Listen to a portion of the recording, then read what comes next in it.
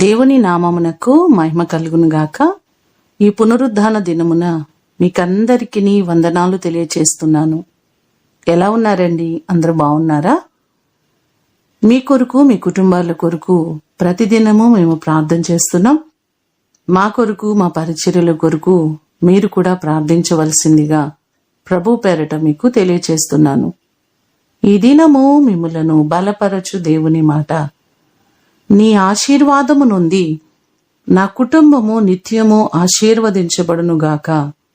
2వ సమూయేలు గ్రంథము 7వ అధ్యాయము 29వ వచనం.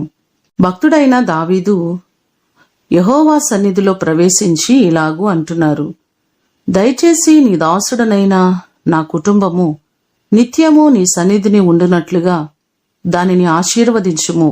యెహోవా నా ప్రభువా, నీవు సెలవిచ్చియున్నావు, నీ ఆశీర్వాదము నుండి నా కుటుంబము నిత్యము ఆశీర్వదించబడునుగాక అని ఈ మాటలు చెప్పడం మనం చూస్తున్నాం. దేవుని మాట చొప్పుననే ఒక కుటుంబము, ఒక వ్యక్తి జీవితము ఆశీర్వాదకరంగా ఉంటుంది.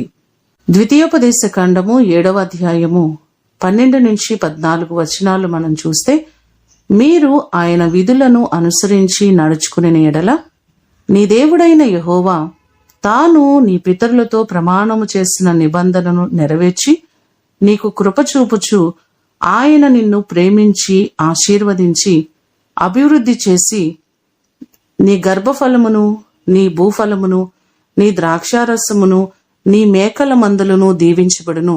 సమస్త జనముల కంటే ఎక్కువగా నీవు ఆశీర్వదించబడదువు అనే మాటలు మనకు కనబడుతున్నాయి.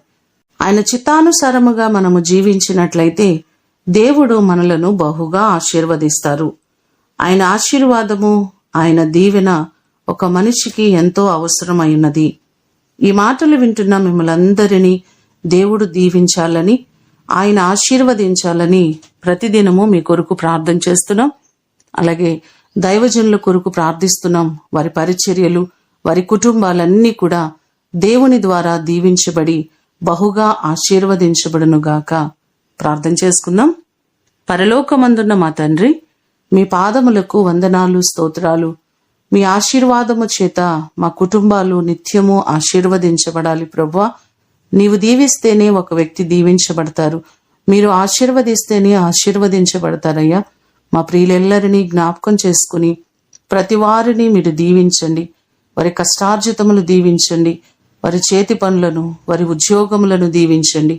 వారు చేస్తున్న పరిచర్యలను దీవించండి. ప్రభువా, దైవ జనాంగమంతటిని మీ దయగలిగిన హస్తాలకు అప్పగిస్తున్నాం. ఈ దినము ఆరాధనలన్నిటిలో మీ సన్నిధి, మీ అభిషేకము మా అందరికీ మీరు కలుగు చేయండి. ఈ దినము కొరకు వందనాలు, కృతజ్ఞతలు తెలియచేస్తూ యేసు అతి శ్రేష్టమైన నామమున అడిగి వేడుకొని పొందియున్నాము తండ్రి. ఆమేన్. దేవుడు మిమ్ములను దీవించునుగాక.